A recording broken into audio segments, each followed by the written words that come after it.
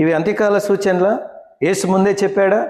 ప్రపంచమంతా తుఫాన్లు, భూకంపాలు, యుద్ధాలు ఇవన్నీ యాదృచ్ఛికమా లేక దేవుడు ముందే హెచ్చరించాడా? మన చుట్టూ జరుగుతున్న సంఘటనలు చూడండి.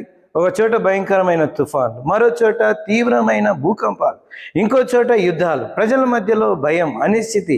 ఇవన్నీ చూస్తే మనకు ఆశ్చర్యంగా అనిపించవచ్చు, కానీ యేసు క్రీస్తు ఇవన్నీ ముందుగానే చెప్పాడు. మత్తయి సువార్త 24వ అధ్యాయం 6 నుంచి 8 వచనాలు మనం గమనించినట్లయితే, మరియు మీరు యుద్ధములను గూర్చి, యుద్ధ సమాచారములను గూర్చి వినబోదురు.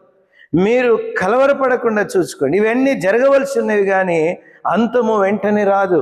అక్కడక్కడ కరువులు, భూకంపాలు కలుగును. ఇవన్నీ కూడా వేదనలకు ప్రారంభము.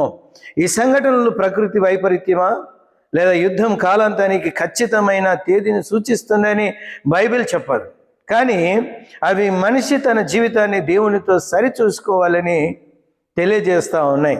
కాబట్టి ఈ పరిస్థితుల మధ్యలో భయపడటం కాదు, దేవుని వైపు తిరగడం ముఖ్యం. ఆయనలో నిజమైన శాంతి, రక్షణ, నిత్య జీవము, నిరీక్షణ ఉన్నాయి.